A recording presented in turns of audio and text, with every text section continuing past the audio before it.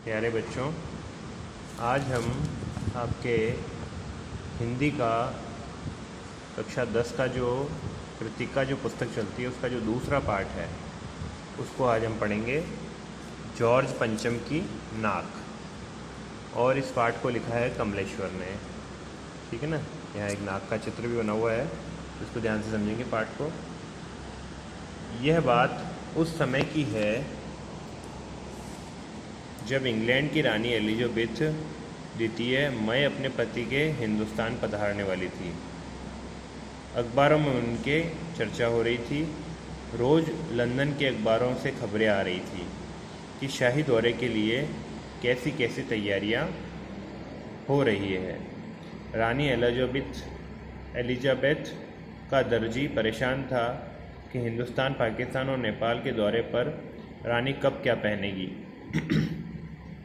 उनका सेक्रेटरी और शायद जासूस भी उनके पहले ही इस महाद्वीप का तूफ़ानी दौरा करने वाला था। आखिर कोई मजाक तो नहीं था।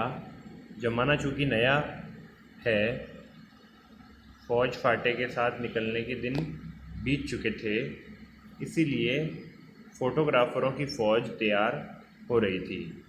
इंग्लैंड के अखबारों की कतरनें हिंदुस्तानी अखबारों में दूसरे दिन चिपकी नज़र आती थी कि रानी ने एक ऐसा हल्के नीले रंग का सूट बनवाया है जिसका रेशमी कपड़ा हिंदुस्तान से मंगाया गया है, कि करीब 400 पाउंड खर्चा उस सूट पर आया है। रानी एलिजाबेथ की जन्मपत्री भी छपी, प्रिंस फिलिप के कारनामे छपे, और तो और उनके नौकरों, बावर्चियों, खानसामों, अंगरक्षकों की पूरी जीवनियाँ देखने में आई। शाही महल में रहने और पलने वाले कुत्तों तक की तस्वीरें अखबारों में छप गई।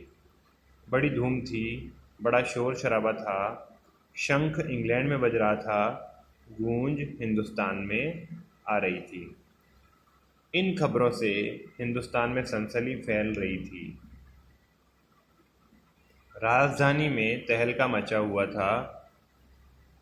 जो रानी 5,000 रुपये का रेशमी सूट पहनकर पालम के हवाई अड्डे पे उतरेगी, उसके लिए कुछ तो होना ही चाहिए।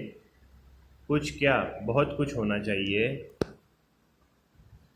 जिसके बावर्ची पहले महायुद्ध में जान हथेली पर लेकर लड़ चुके हैं, उनकी शान और शौकत में क्या कहने, यानी उनकी शान और शौकत के क्या कहने। और वह रानी दिल्ली आ रही है। नई दिल्ली ने अपनी तरफ देखा और बेसाख्ता मुंह से निकल गया, वह आए हमारे घर, खुदा की रहमत, कभी हम उनको कभी अपने घर को देखते हैं। ठीक है ना। तो स्वाभाविक रूप से, बेसाख्ता का मतलब होता है स्वाभाविक रूप से, है ना। तो कहने का मतलब ये है कि अब इंग्लैंड की जो रानी है वो भारत आ रही है, तो यहाँ पर किस तरह से उनको जो तैयारियाँ चल रही है उस पर ये पूरा पाठ है। कमलेश्वर ने लिखा है इसे। और करिश्मा तो यह था कि किसी न किसी से ये नहीं कहा, किसी ने किसी को नहीं देखा, पर सड़कें जवान हो गई, बुढ़ापे की धूल साफ हो गई, इमारतों ने नाज़नीनों की तरह श्रृंगार किया, मतलब कि कलर करवाए गए, सड़कों की सफाइयाँ कराई गई, खड्डे जो है वो सही करवाए गए। लेकिन एक बड़ी मुश्किल पेश थी, वह थी जॉर्ज पंचम की नाक। नई दिल्ली में सब कुछ था, सब कुछ होता जा रहा था, सब कुछ हो जाने की उम्मीद थी, पर जॉर्ज पंचम की नाक बड़ी मुसीबत थी। नई दिल्ली में सब था, सिर्फ नाक नहीं थी। इस नाक की भी एक लंबी दास्तान है। इस नाक के लिए बड़े तहलके मचे थे। किसी वक्त आंदोलन हुए थे, राजनीतिक पार्टियों ने प्रस्ताव पास किए थे, चंदा जमा किया था, कुछ नेताओं ने भाषण दिए थे, गर्मा गर्म बहसें हुई थी, अखबारों के पन्ने रंग गए थे। बहस इस बात पर थी कि जॉर्ज पंचम की नाक रहने दी जाए या हटा दी जाए। और जैसा कि हर राजनीतिक आंदोलन में होता है, कुछ पक्ष में थे, कुछ विपक्ष में, और ज़्यादातर लोग खामोश थे। खामोश रहने वाली ताकतें दोनों तरफ थीं।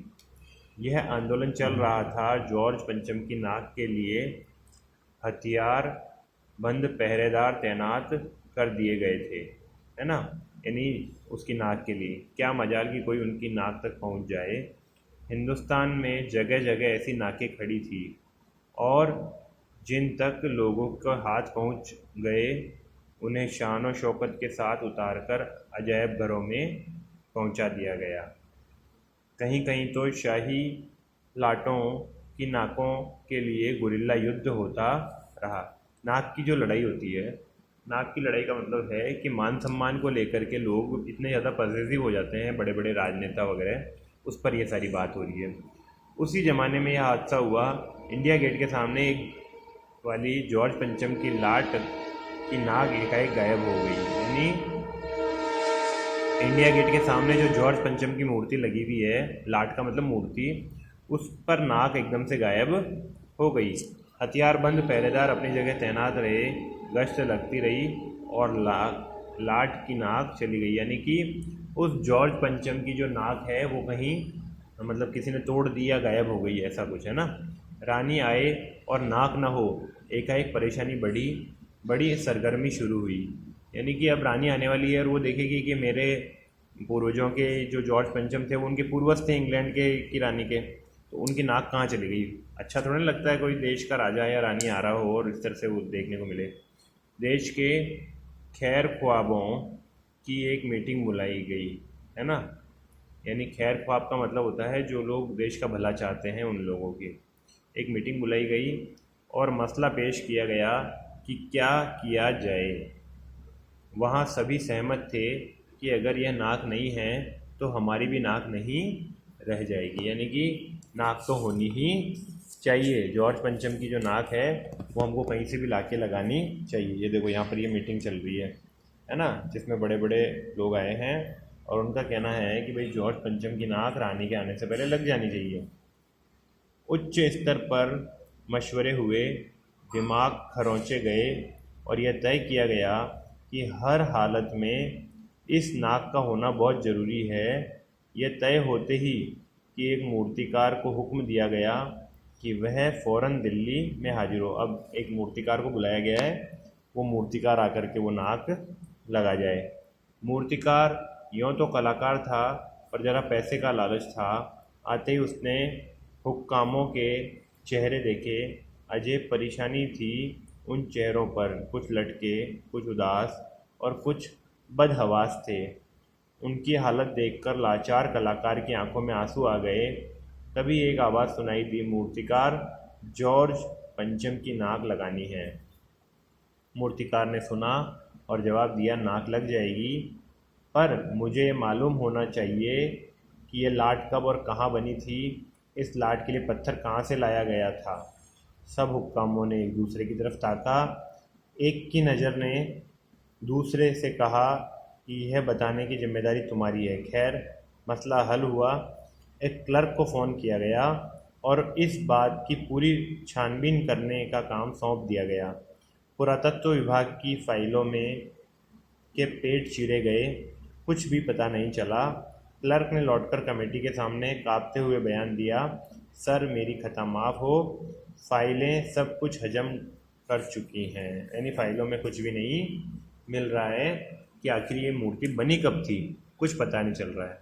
हुक्कामों के चेहरों पर उदासी के बादल छा गए।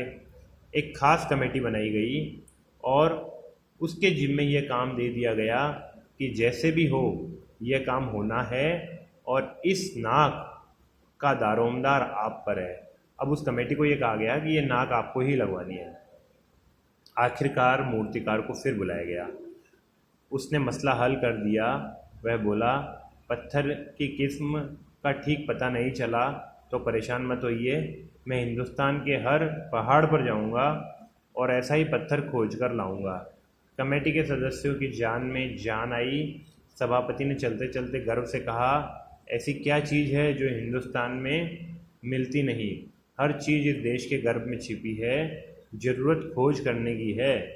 खोज करने के लिए मेहनत करनी होगी। इस मेहनत का फल हमें मिलेगा, आने वाला ज़माना खुशहाल होगा। अब उसने बड़े से एक भाषण दे दिया। ये छोटा सा भाषण फ़ौरन अखबारों में छप भी गया।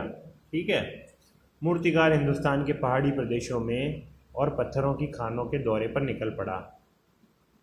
कुछ दिन बाद वह हताश लौटा।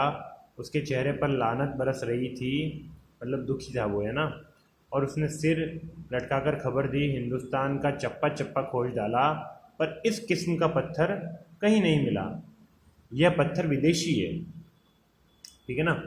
तो देखो, ये एक्चुअल में बेटा इस पाठ का मूल जो भाव है वो ये है कि कैसे जो है हमारे यहाँ पर नेता और जो मंत्री और जो उनके जो कलीग्स होते हैं वो किस तरह से काम कार्यशैली उनकी रहती है, किसी काम को, छोटे से काम को भी वो किस तरह से बढ़ा देते हैं, और खाली अपने स्टेटस को दिखाने के लिए, शो करने के लिए वो जनता का लाखों रुपया बर्बाद कर देते हैं। तो आज के वीडियो में इतना ही, कल इसको अपन आगे पढ़ेंगे। थैंक यू बेटा।